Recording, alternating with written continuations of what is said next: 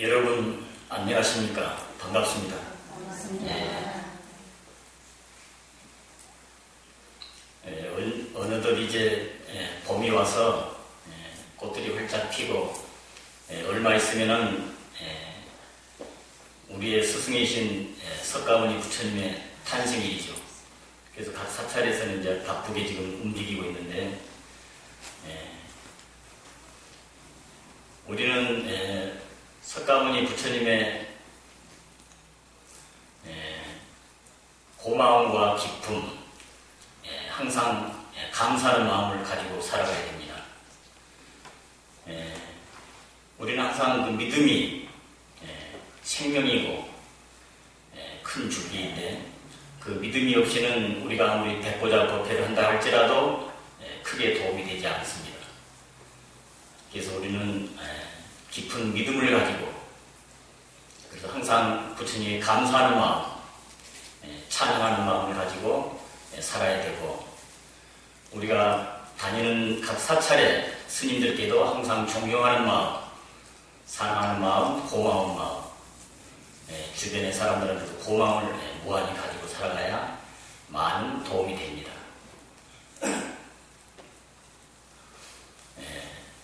따라서 석가모니 부처님께서는 이 땅에 탄생을 하셨는데 마야 부인을 통해서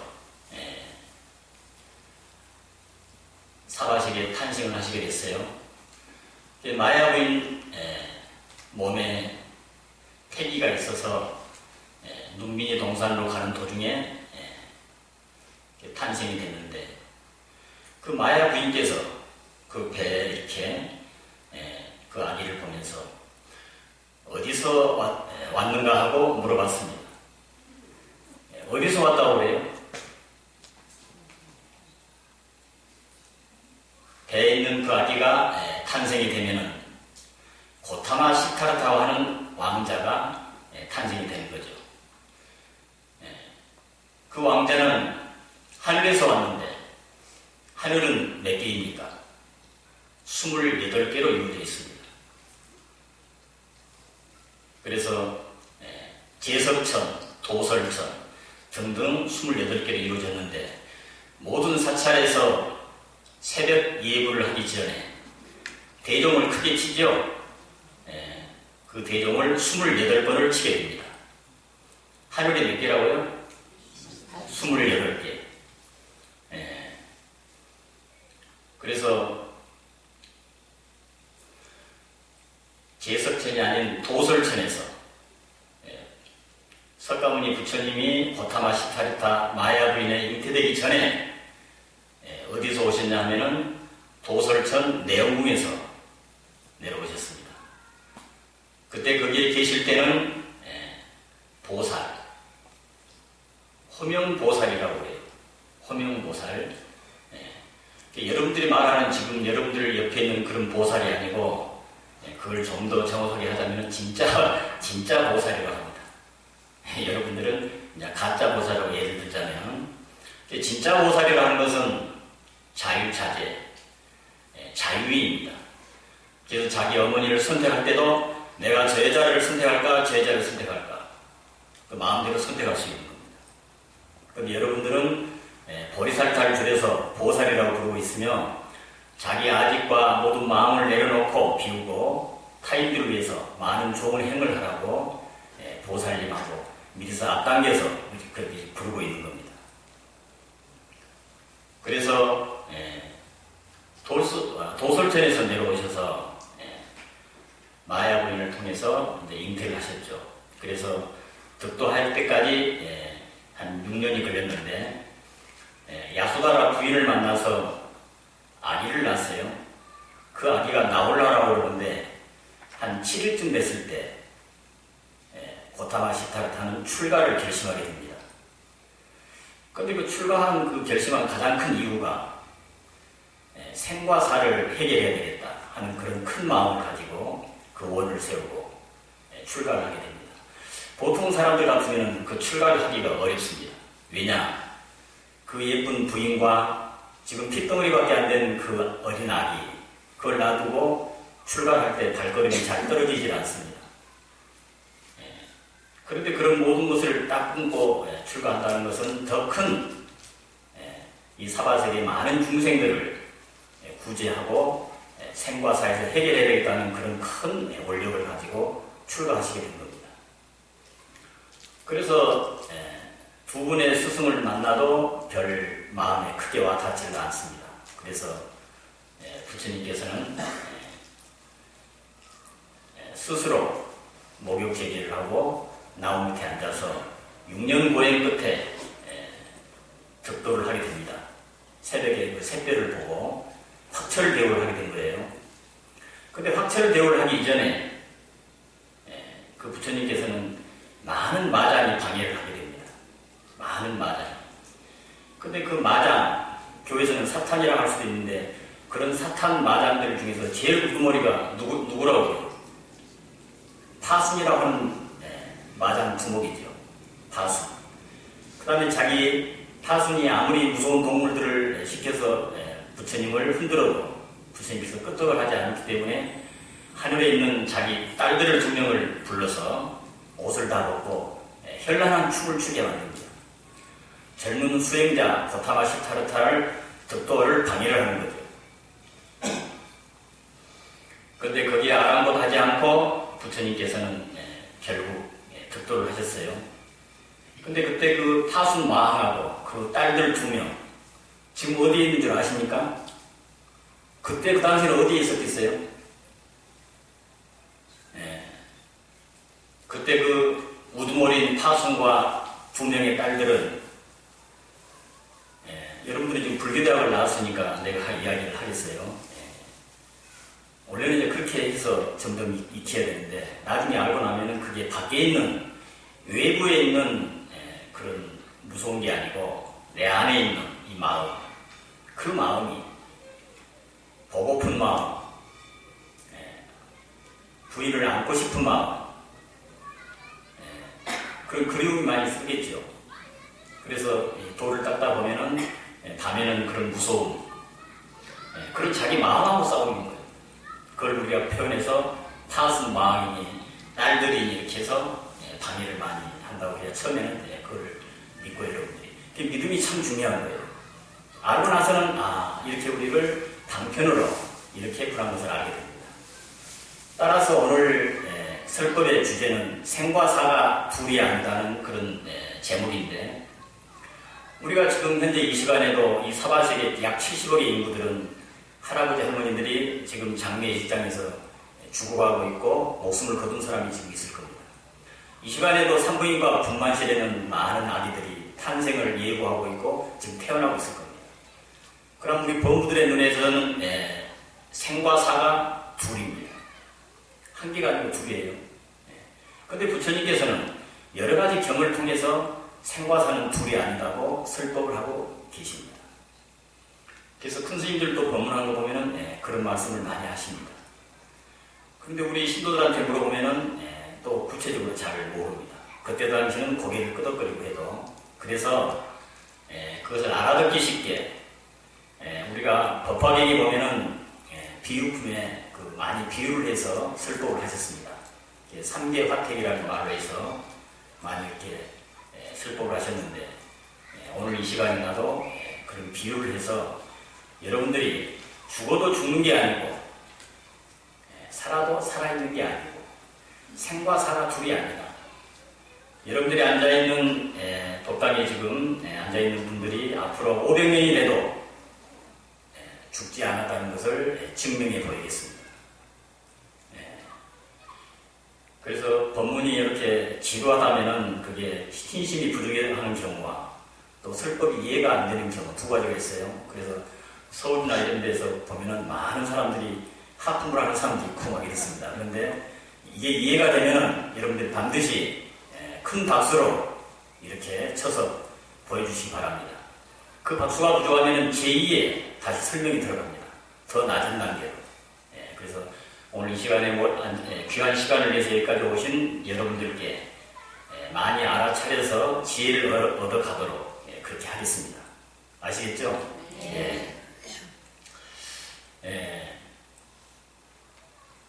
우리나라에 보면은 강원도의 북쪽에 금강산이라고 산이 있는데 내가 8년 전에 우리 은사 스님과 할아버지 스님을 모시고 한번 다녀온 적이 있어요. 근데 지금은 남북 관계가 좀 어려워서 거기 관광을 지금 금지가 되고 있는데, 근데 그 금강산에 가면은 신계사라는 절도 있고 마하연이니 그런 절들이 많이 있죠.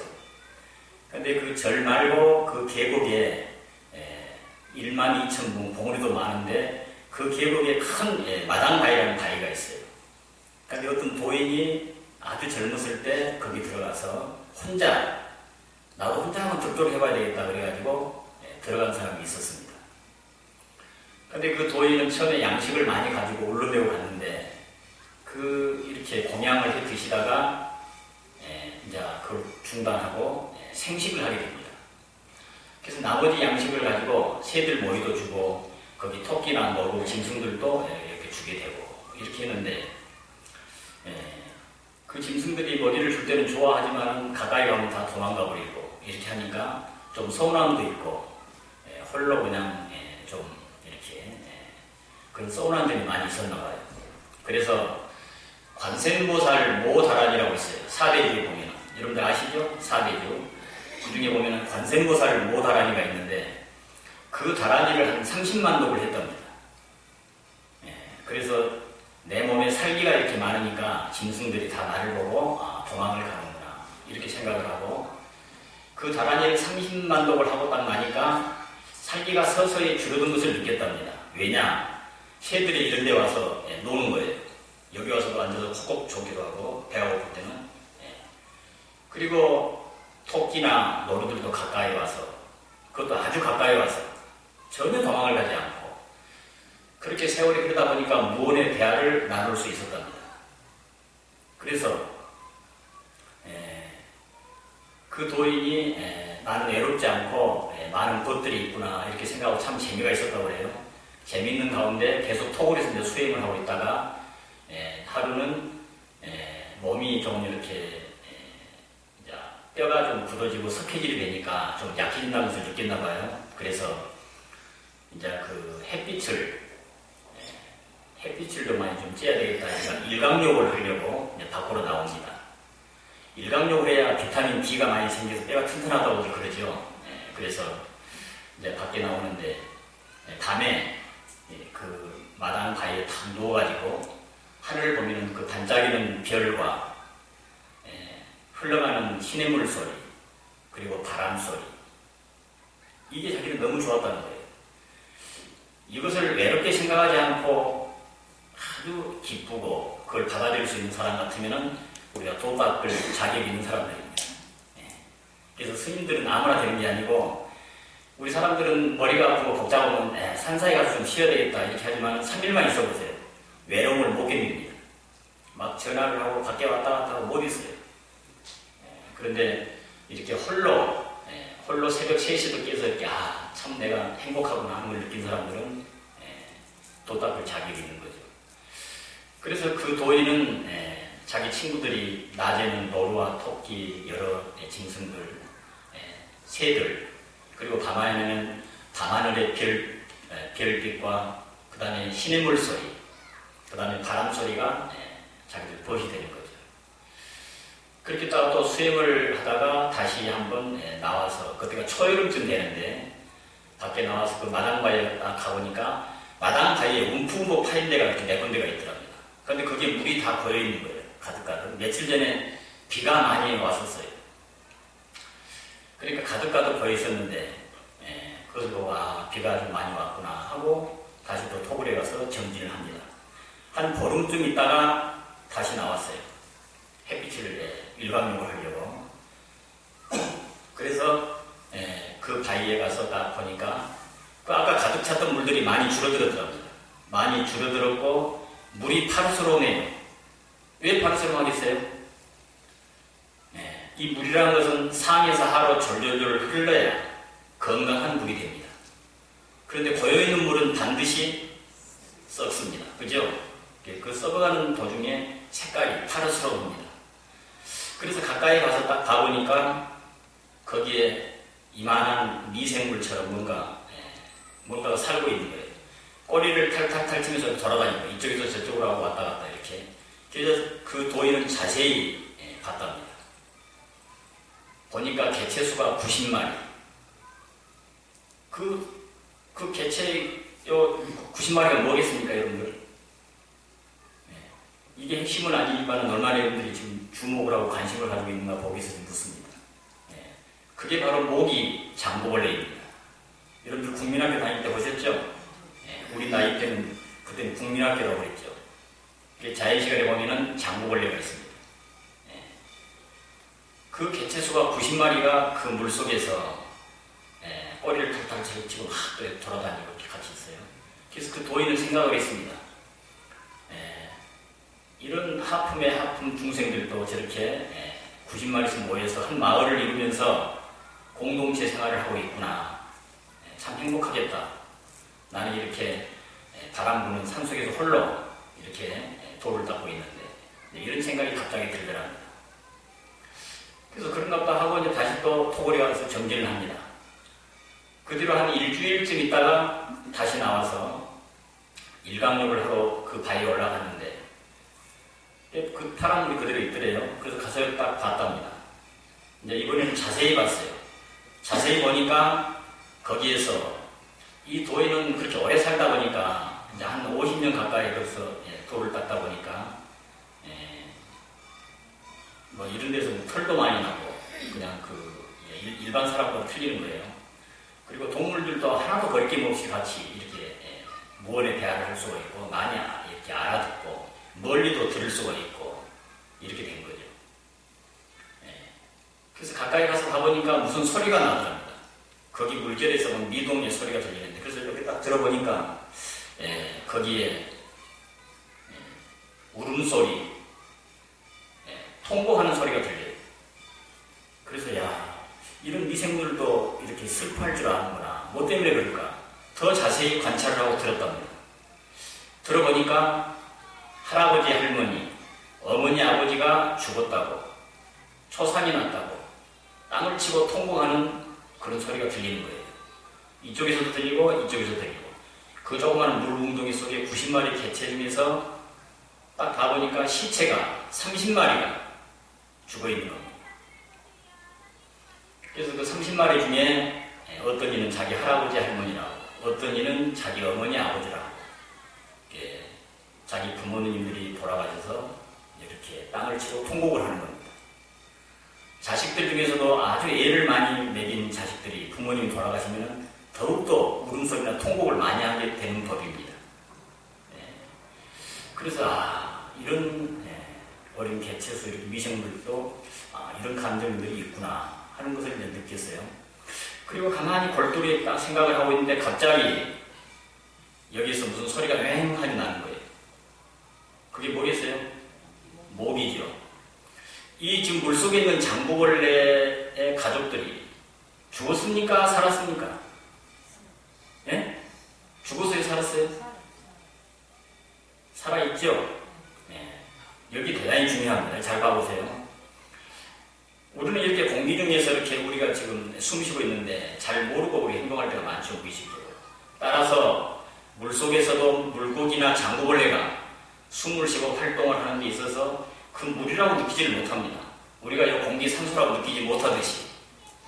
그러면 지금 도솔천에서 하늘 사람들이 우리를 봤을 때 지금 장례식장에서 자기 아버지가 돌아가셨어요.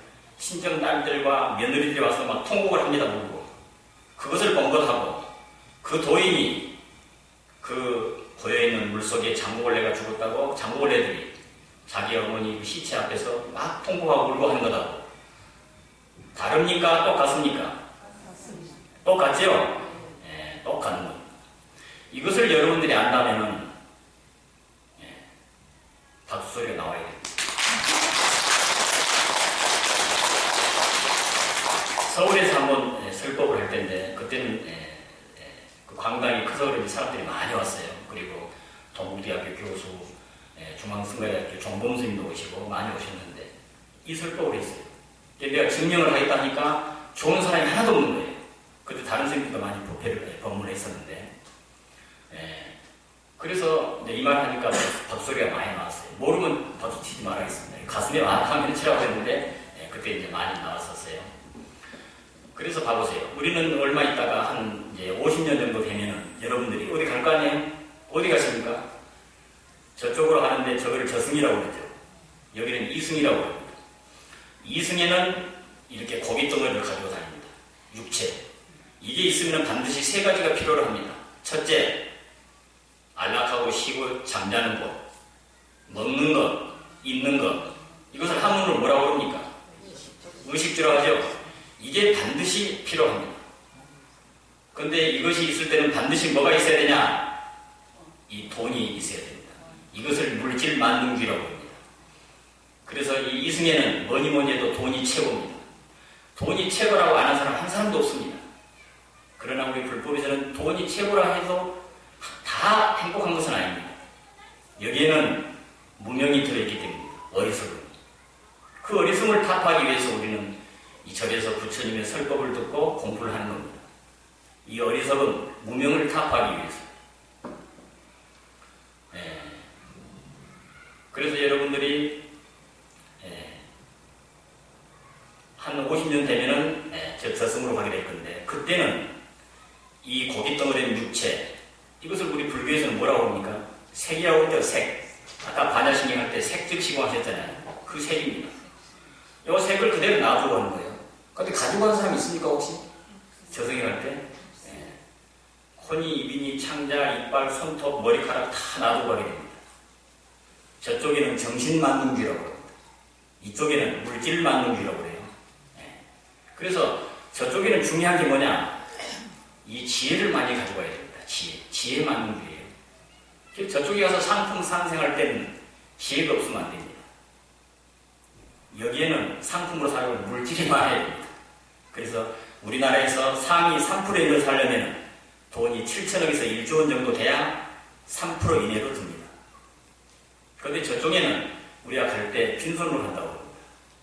그런데 빈손이 아니고 두 가지를 가지고 가게 됩니다. 자세히 봐보세요. 그러니까 뭘 가지고 가느냐. 이제 인연이 달해서 이 육체인 색을 우리 사대가 이제 시간이 이별할 시간이 온 거예요. 인연이 다 끝나서. 그래서 다 흩어지게 되죠. 근데 이제 이런 부처님의 지혜를 하나도 안 배운 우리 그때 밑에 마을에 어떤 할머니가 계셨는데, 그 할머니가 뭐라고 하냐 그러니까는 그 며느리가 막 뛰어왔어요. 절에. 그래가지고 어제 돌아가셨는데 지금 잠깐 또 살아나셨다는 거예요. 그러니까 스님 잠깐 왔어도 어떻게 해달라고 그런 거예요. 그래서 가가지고 할머니 저승에 다녀오셨어요? 그러니까 고개를 끄덕끄덕 하는 거예요. 저승 다니까 어떻던가요? 그러니까 야야 말도 마라. 저승에는 굉장히 춥고 배고프더라. 뭐니 뭐니 해도 저승보다 이승이 낫더라. 그렇게 말을 합니다. 그런데 지금 현재 강진에 가면은 지금 병신생이니까 지금 59살 되셨겠네요. 그분이 남자분인데 저승을 갔다가 실제로 있었던 일입니다. 15일 만에 다시 오셨습니다. 그 소리를 깜짝 놀랐는데 보살님은 안 놀래요. 그 말을 다른 말로 해석하자면은 죽었다가 이 방에 지금 시체로 있는 거예요. 부모님이나 그 며느리나 아니 옆에 형제들이 봤을 때. 그런데 15일 만에 뻘떡 일어난 거예요. 그때가 여름입니다. 여름에 15일 동안 있으면은 이런 데서 뭐가 나옵니까? 안 나옵니까?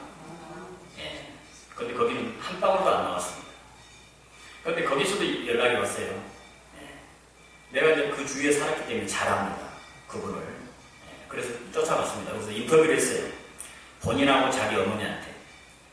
인터뷰를 했는데 3일쯤 되니까 자기 아들이 죽었다고 해서 3일쯤 되니까 동네 마을 사람들 개분들이 와가지고 옛날에는 상해를 미고만 갔을 때 혼자서 못하니까 개분이 이렇게 조직이 되어 있습니다.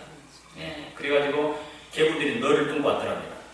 유명하지도 않는 자식인데 뭘 이렇게 5일장, 7일장 하려고 그러십니까? 그냥 오늘 3일장이나 내일 합시다 그러더랍니다. 그래서 알겠다고 그럼 내일 아침에 우리가 너에다 놓고 이렇게 준비를 하자고 그랬습니다. 그렇게 하고 잠을 잤는데 꿈에 눈썹에 이렇게 허연 이렇게 긴 털이 많이 난 그런 어떤 할아버지가 나타나가지고 꿈속에서 이 사람이 얼마 있으면 다시 일어날 것이다. 그럼 큰일을 하게 될 것이다. 불교를 위해서 큰일을 하게 될 건데 절대 손대지 마라. 죽지 않았다 그러더랍니다. 그래서 그 시어머니가 아침에 밥을 먹으면서 며느리한테 야야 나는 이런 꿈을 꿨다고 이렇게 하니까 그 며느리가 아이고 어머님 저도 그런 꿈을 꿨습니다. 그렇게 이야기하더랍니다. 그래서 너무나 기이한 꿈이라서 그 꿈을 믿기로 하고 참았답니다. 15일이 되자 뿔떡 일어난 겁니다. 그래서 내가 거기 가서 인터뷰를 했어요. 그러니까 당신 그 저승이 갔다 왔다 그러는데 어떻던가요? 그러니까 아이고 스님 그 여름에 저승을 가니까 모기가 안 물대요 그래요. 왜 모기가 안 물겠어요? 그렇죠. 이거 다 나도 봤잖아요. 아침에 일어나서 쌀 씻고 밥하고 먹을 필요가 없다는 거예요. 치과 가고 미용실에 가고 그 옷 사러 이제 쇼핑하고 콩나물 사러 가고 목욕탕 기타 같은 몇 시까지가 편합니다 이렇게 이야기합니다. 단 지혜를 가지고 왔을 때. 그럼 지혜를 가지고 간 사람 안 가진 사람 어떤 차이가 있냐? 차이가 너무 많습니다. 아까 그 할머니는 저승 가니까 뭐라고 그랬어요? 굉장히 힘들었다고 그랬죠? 춥고 배고프다고. 그런데 이 지금 방금 이 후자에 말한 강진의 그분은 아주 좋았다고 그럽니다. 편하더라. 누구 말이 맞겠습니까? 네? 그 할머니는 틀렸습니다. 그 할머니 말씀. 왜냐? 그 할머니는 절에도 안 다니고 아무것도 배움이 없어요. 우리가 이제 식이 하나도 없으면 무식이라고 그러잖아요. 없을 무자 무식. 그래서 거기는 우리가 불교에서 말하는 소위 무명을 많이 가지고 간 겁니다. 무명을 가지고 하게 되면 어떤 일이 있느냐? 이 육체에 집착을 합니다. 자기가 돈 많이 벌려고 하는데 무슨 교통사고로 죽었다든 이렇게 되면은 그 돈에도 집착을 하게 돼요. 그러면 아무리 천도제라고 해도 잘 천도가 안 될 때가 있어요. 그런 영감들은 저승이 가지 않고 이승에서 맴돕니다. 결국 자기가 힘들어지면은 자기 자손들한테 가게 돼요. 그럼 그 자손들은 안 좋은 일들이 많이 벌어집니다. 꿈자리도 사납게 되고 사고가 나고 안 되면은 결국 어디로 가느냐? 가는 집이 무속인 집, 무당들 집에 갑니다. 그래서 산바람이 났다 하고 구설하게 되고 이러죠. 그래서 이 무명이라는 것은 저승에 가면 굉장히 하품에 하품으로 살게 됩니다. 굉장히 고통을 겪고 사는 거예요. 그래서 여러분들은 그 무명을 제거하기 위해서 절로 옵니다. 그래서 이 절에는 지혜를 배우기 위한 장소입니다. 그럼 식은 어디서 배웁니까? 지식은 초, 중, 고등학교, 대학교에서 배웁니다. 지식과 지혜는 하늘과 땅 차이입니다. 여러분들 백과사전이나 한번 찾아보세요. 그러면 차이가 많이 납니다. 그래서 그 보통 시골에 다닌 불교나 기독교나 할 것 없이 이장을 함부로 하면 막 묘에 탈도 많이 생기고 그런데 탈 많이 난 그런 데 가보면은 내가 많이 가봤어요. 가보면은 반드시 그 영가가 무명에 딱 젖어 있습니다. 그래서 욕심을 많이 가지고 있어요. 근데 여름에 돌아가셔서 한 6개월 땅속에 딱 묻혀있으면 이거 어떻게 되겠어요? 부패가 돼서 냄새가 아주 그냥 코가 터지려 합니다. 그러니까 우리가 시금창에 있는 그 물보다 더 많은 냄새가 더 고약하다고 그럽니다. 근데 거기에 자기 몸뚱아리라고 착이 생겨서 거기 붙어 있습니다. 저승갈 생각을 합니다. 그래서 여러분들처럼 절에 다녀서 이런 법문도 듣고 부처님 말씀을 많이 배워서 지혜를 가지고 가게 되면 그리고 좋은 일, 선업을 많이 쌓고 이런 분들은 이 육체하고 이제 이별을 해서 지수화풍을 딱 놔버리면 놓자마자 어떻게 되느냐. 금방 천상에 태어난 사람도 있답니다. 그런데 그런 사람들은 돌아가실 때 얼굴이 그렇게 편안하고 가끔가다 어떤 일 몸에서 향도 난다고 그래요. 미국에서는 지금 불교가 많이 지금 막 늘어나고 있어요. 기독교는 줄어들고 있고. 그 이유가 뭐냐. 하버드대학 그 출신들도 있고 우리 한국에 미국인이 와서 득도한 분도 계십니다. 근데 얼마 전에 보면은 하버드대학교를 졸업하고 대학 교수이신 해민 스님 보셨죠? 그런 분들도 얼굴도 잘생겼고 그 우리 세계에서 가장 좋다는 그 대학도 나왔는데 보통 사람들이 불교 아닌 사람이 할지라도 저 사람 왜 장가도 안 가고 저렇게 승려생활을 할까? 그래서 책을 많이 사서 보게 되니까 책이 많이 팔려서 뭐 베스트셀러가 되고 이렇습니다. 그래서 우리는 무한한 그런 지혜를 배우고 가게 되면 학철을 배우해서 크게 득도는 못했다 할지라도 뭘 좀 알기 때문에 끄달리질 않습니다. 그리고 육체를 자기 거라고 생각하면 안 돼요. 그때는 이것은 어떻게 돼요? 지수화풍 사대로 뜯어서 자연으로 되돌아가는 겁니다. 자연. 그러니까 이 몸은 자연에 이쁘니까 부처님께서는 뭐라고 해요? 마음도 믿지 말고 육체도 믿지 말아라. 그렇게 말해요. 왜? 실체가 없으니까. 이거 지금 영인 스님 손이라 하지만 앞으로 50년 되면 이게 내 손으로 있겠어요? 다 자연이 되버리죠. 자연. 그래서 이 세상에 고정된 것은 아무것도 없습니다. 그래서 재행무상이라고 그러죠. 그래서 그런 우리들의 말씀을 깊이 생각하고 여러분들이 신행생활을 하게 되면 앞으로 50년 후에 저쪽으로 가게 되면 그런데 갈 때 아까 말했죠. 빈손으로 가지 않고 두 가지를 가지고 간다고. 그 두 가지를 뭘 가지고 가느냐? 블랙박스를 빼내가지고 채점을 냅니다. 그 채점 내는 시간이 49일 걸립니다. 기독교, 불교, 남녀, 호랭개교, 어디 다른 외국의 무슨 종교를 할지라도 지구의 모든 인구들 관계없이 어떤 종교에 관계없이 채점을 내는데 그 시간이 49일 걸립니다. 여러분들 자동차에 블랙박스라는 걸 들어봤어요? 그리고 조그만 카메라가 달려있어가지고 누가 와서 부딪혔다든지 또 유리창을 깼다든지 타이어 빵꾸를 냈다든지 그렇게 하면 그게 딱 찍혀버리죠.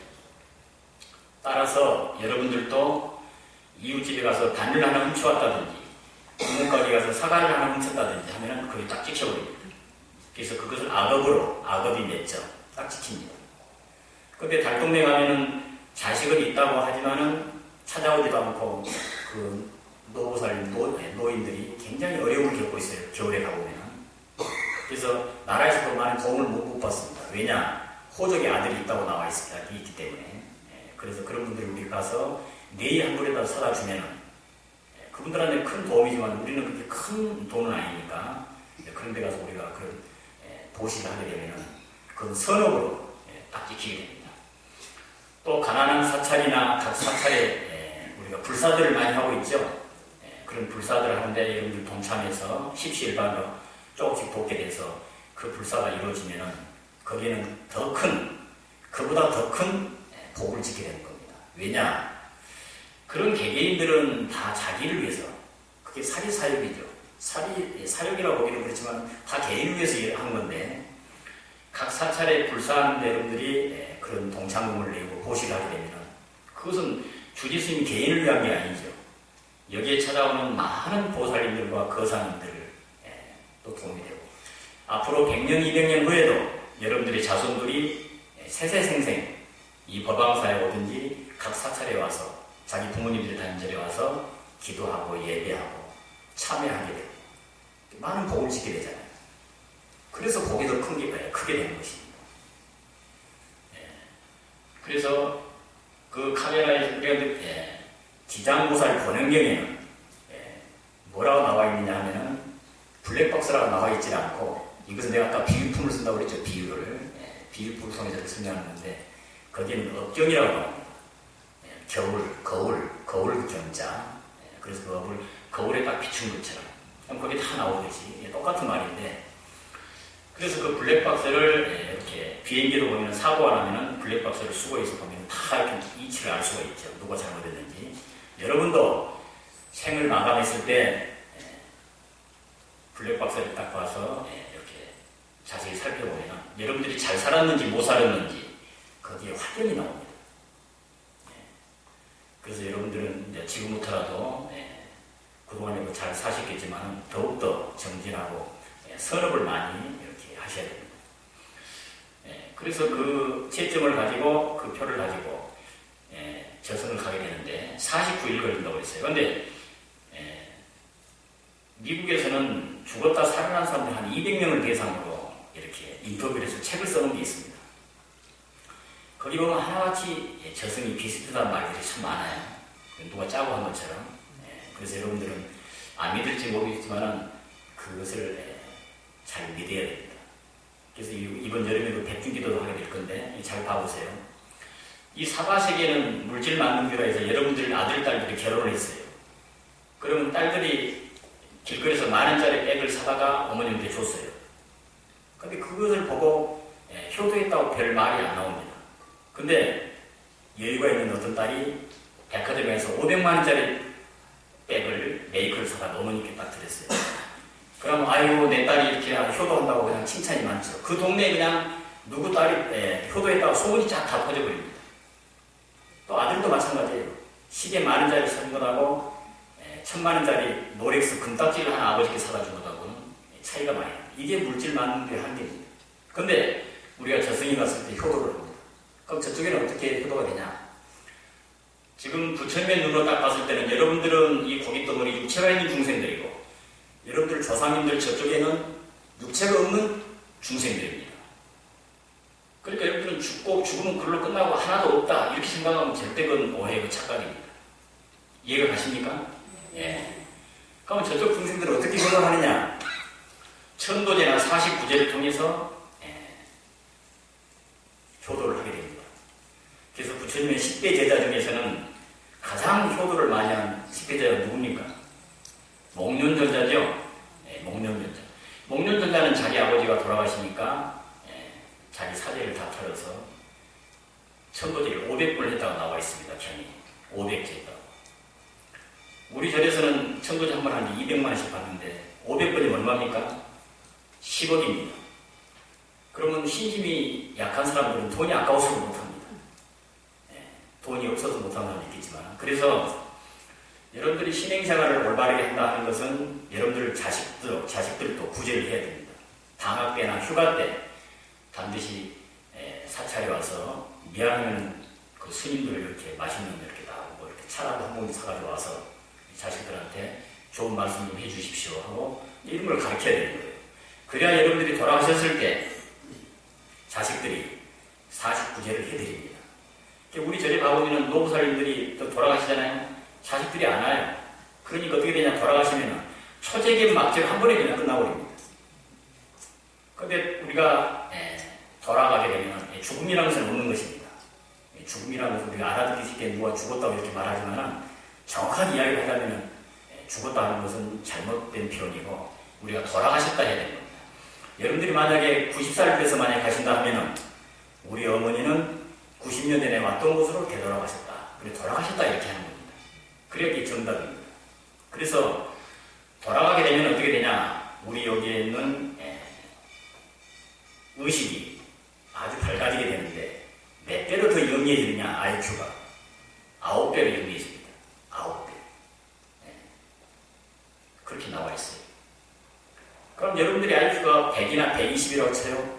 2배만 된다 해도 얼마입니까? IQ가 200이나 240 되는데 지금 세계에서 가장 기네스북에 올라있는 IQ가 높은 사람이 누구냐? 대한민국의 김응영군. 그게 210입니다. 한국 사람이에요. 그리고 에디슨은 180입니다. IQ가. 그래서 140부터 우리가 보통 천재라고 그러는데 근데 2배만 돼도 우리가 입을 벌리고 야 그러는데 9배는 어떻게 됐습니까? 어마어마합니다. 그렇기 때문에 지금 금강경을 여러분들이 이렇게 강의를 듣고 배우고 하고 사후에 듣는 거하고는 차이가 너무 많습니다. 사후에는 몇 번만 읽어줘도 훤히 알게 됩니다. 금강경을 훤히 안다는 것은 여러분들의 악업이 아무리 많다 할지라도 한순간에 다 없어집니다. 우리가 업이라는 것은 마음으로 짓는 거지 이런 고체가 아니기 때문에 우리가 깨어지는 그 순간에 담배연기가 흩어지듯이 다 없어져 버립니다. 그러니까 어떤 영가는 그렇게 한 번만 해보는 게 서운하게 생각하는 사람도 있어요. 나는 죽었다 살아난 사람도 이상하게 한 여러 사람 만나봤습니다. 한 몇 사람 만나봤는데 그 강진의 그분은 지금 살아 계십니다. 그래가지고 스님이 됐어요. 조계종으로 올라다가 나이가 좀 많아가지고 못 오고 지금은 고민하니까 그 전에는 이상하게 그 청와대에서나 그 국회의원들이 많이 갔어요. 그래서 뭐 사진도 찍어놓고 그랬는데 김인재 국회의원도 있고 막 이래요. 그런데 그 사찰은 그 고민을 하니까 청와대에서 온 어떤 분이 스님 뭐 고민할 게 있습니까? 그럼 종을 하나 만드시죠 이러더라고요. 그래서 그 스님은 지식은 좀 부족합니다. 그렇기 때문에 지식은 하나도 농사꾼이었어요. 예, 농사꾼이었는데 거기는 그 기도를 통해서 한 통을 얻었다고 해요. 타신통을 말로 자세히 모르겠는데 그래서 이렇게 했는데 그대로부터는 군수들 강진군수나 자음군수가 가서 오히려 그 스님한테 탁 이렇게 절을 하고 군정에 대해서 하나씩 가르침을 받습니다. 그 전에는 이놈저놈하고 이리오라 해서 일이나 시키고 이렇게 했었어요. 근데 그렇게 차이가 많이 나거든요. 기회를 얻을 때하고 안 얻을 때하고. 그래서 그 군수들은 다 대학교, 대학원 나오고 박사학위도 가지고 있는 사람도 있고 이래요. 근데 그게 상대가 안 됩니다. 근데 일본이나 독일의 친구들이 사고한 사람들이 거기를 찾아갔나 봐요. 그래가지고 말을 하니까 당신들 이렇게 하면은 안 되고 이렇게 하면은 이만큼의 벌수가 있다. 근데 그 버는 액수에 10%만 보시할 수 있냐 그러니까 아이고 우리는 그 정도 되면 20%나 30%도 보시하겠다고 해요. 그러니까 그 필요 없고 딱 10%만. 그래서 정말 10%를 받았는데 그게 500억, 5천억을 벌었단 말이에요. 그래서 합의 1조 원이 됐는데 500억을 내놨어요. 근데 두 사람에서 1,000억을 냈습니다. 그냥 한 사람도 500억씩. 그래가지고 지금 강진에 가면은 그 관음전을 지었는데 그 관음전 하나 짓는데 1,000억이 들었답니다. 그런데 그 화강나무가 그런 것을 중국에서 가져왔는데 얼마나 크게 가져왔는지 저렇게 기둥이 둥그렇더라고 가보니까요. 밑에 받침대하고 따로따로 있는 게 아니라 같이 붙어 있습니다. 통으로 해가지고 이렇게 했는데 그래서 거기 지을 때 마당이 많이 왔다고 그래요. 그래서 그 절에 가면은 그 스님이 이제 조계종 스님은 아니에요. 그래서 뭘로 지었냐니까 그 청와대 사람들이 도와줘가지고 그 절 이름이 남미륵사인데 무슨 미륵종인가 무슨 종이 좀 틀리던데 그렇게 종을 하나 만들었어요. 그래서 거기 가면은 이제 많은 정치인들이 많이 주로 가고 사원 사람들도 주로 많이 가는데 우리 조계종에서는 이제 거기 가면은 볼게 그 스님을 믿고 따르라는 것이 아니고 거기 가면 지옥전이 있습니다. 그래서 내가 그 사람한테 물었어요. 당신 어디 갔다가 이렇게 15일 만에 왔느냐 물어보니까 지옥을 한 바퀴 뺑 돌고 오는데 15일 걸리더랍니다. 그런데 그걸 설명을 하는데 그림을 그려가면서 너무나도 정밀하게 설명을 한 거예요. 그래서 한참 걸렸어요. 그런데 그대로 이렇게 그 지옥제를 만들었습니다. 자기가 이렇게 돈을 가지고. 그런데 이렇게 보시는 사람들이 많이 나타나더라고요. 도시에서도 많이 와요. 그래서 그런데 그 스님은 이렇게 부처님들 설법을 하고 올 줄은 모릅니다. 그런데 이렇게 순식간에 깊은 정에 선정에 들어간 것은 잘해요. 그래서 음식을 철두철미하게 가리더라고요. 그래서 그 스님이 그 절을 이렇게 지어가지고 자기 앞으로 안 하고 신도들한테 법의를 만들어서 나중에 자기가 죽고 없더라도 이렇게 누가 팔고 이렇게 하지 말고 계속 이렇게 하더라고 이렇게 했는데 자, 하여튼 이제 거기 가서 보고 느낀 것은 믿음이 아주 강하더라는 거죠. 그 계율을 지키는 것. 계율이 뭔지도 잘 모르지만은 몇 가지 우리 스님들이 이렇게 지키는 걸 철두철미하게 하고 돈을 이렇게 멀리하고 자기는 돈을 안 만지더라고요. 그게 보살들한테 이렇게 하더라고. 근데 어디 갔다 오면은 우리 절에서 한 사람을 보냈어요. 고등학교 때부터 잠을 못 자가지고 불면증에 처녀가 됐는데 35살까지 잠을 못 자가지고 시집도 못 가고 일주일씩 잠을 안 자도 잠을 못 잔다. 처음에는 약을 먹고 잤는데 이제 약을 먹어도 잠 오는 약을 먹어도 잠을 못 자니까 뭐 천고제에다가 귀신이 붙었다 해도 뭐 굿도 해보고 별것을 다 했는데 안 되는 거예요.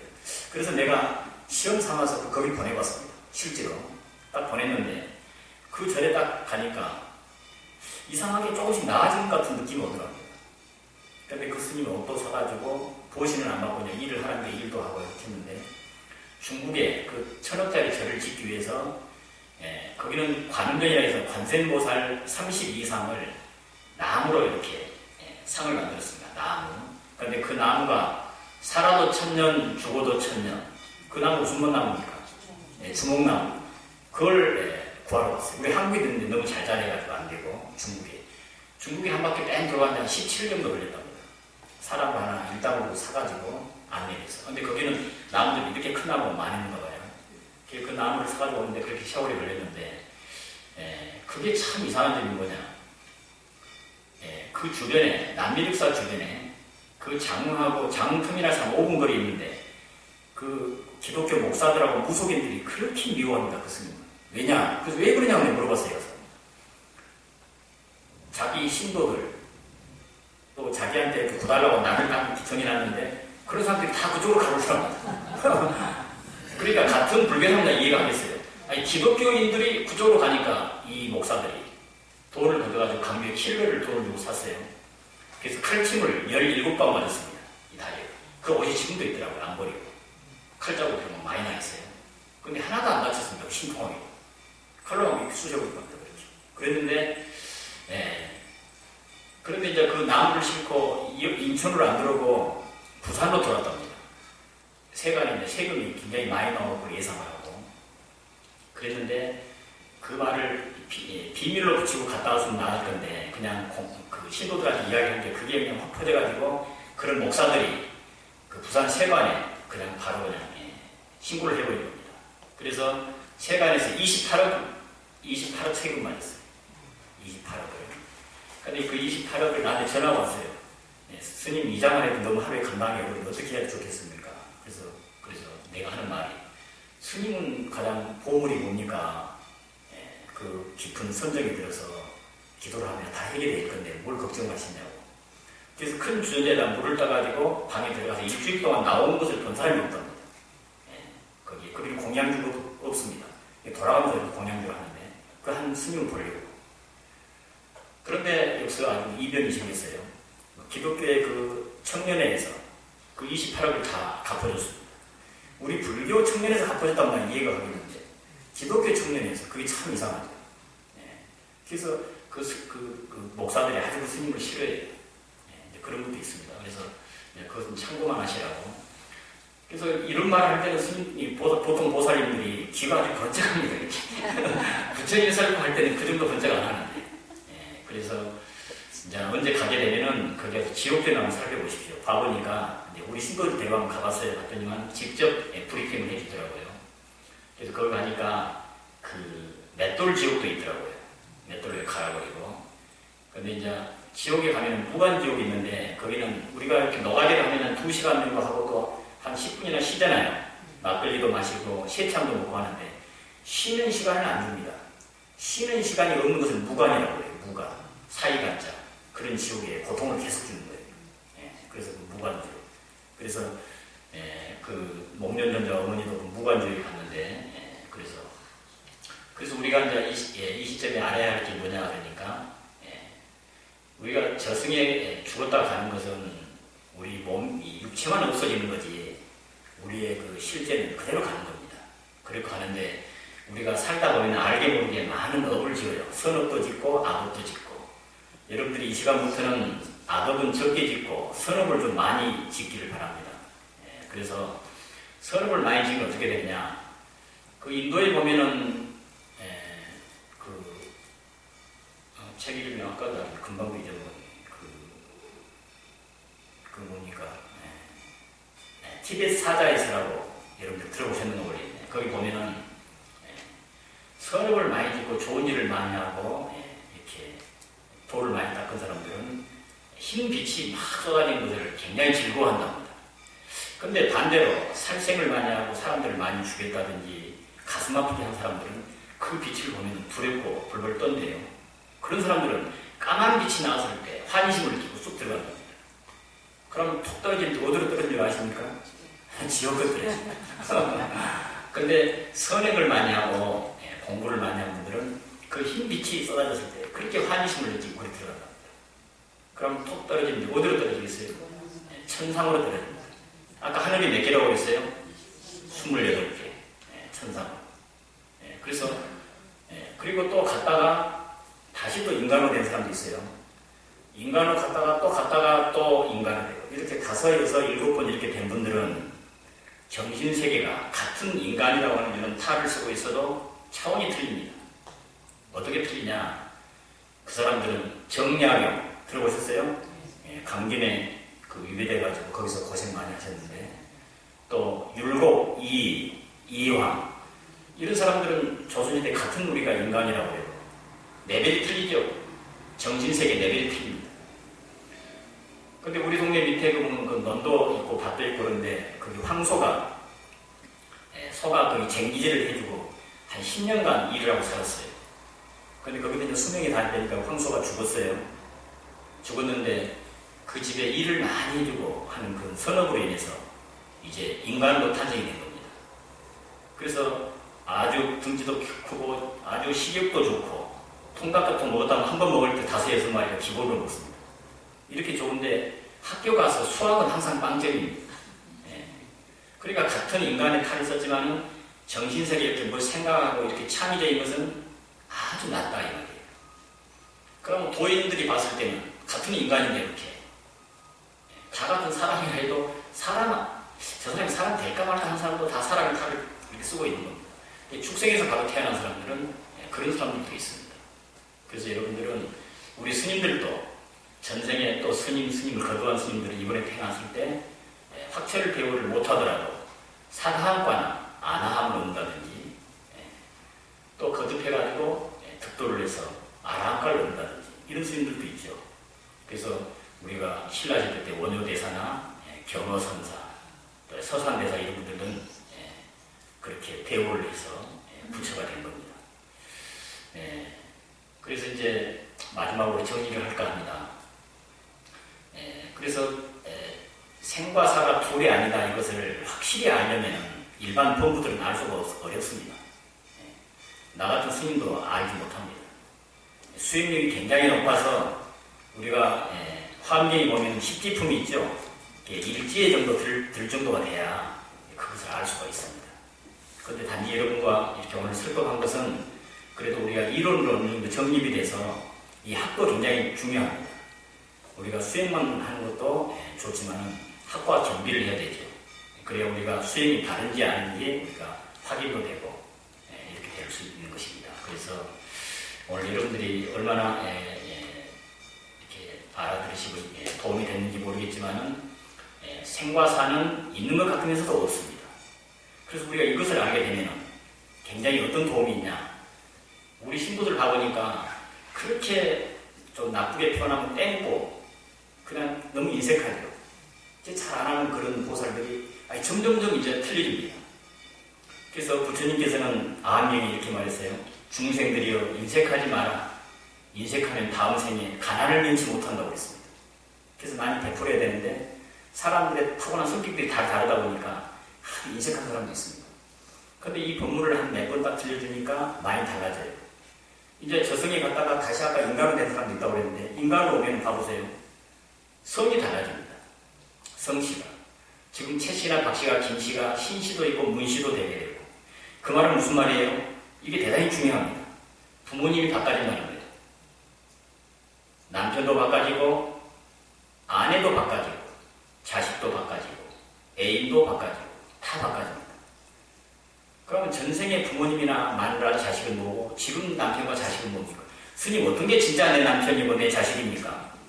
진짜는 없습니다. 우리가 인연에 따라서 스쳐 지나갈 뿐입니다. 그래서 부처님께서는 중생들이여 집착하지 말라고 했습니다.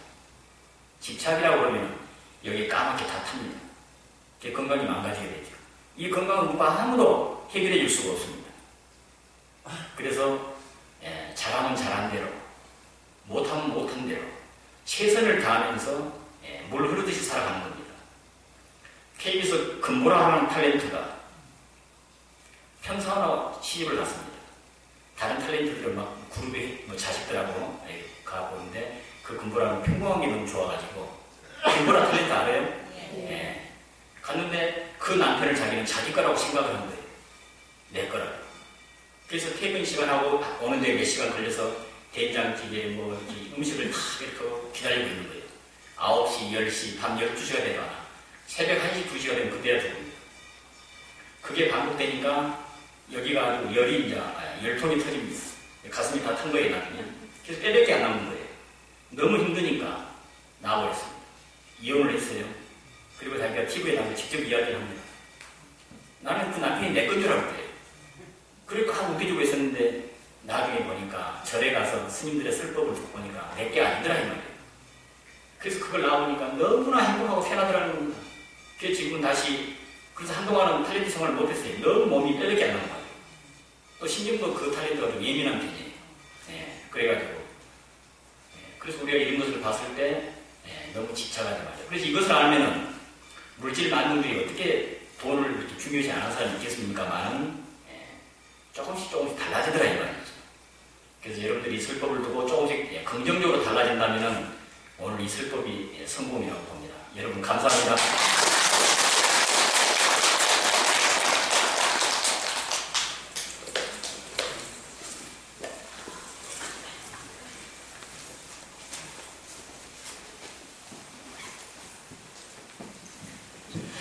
나무 영상불멸학수상연시라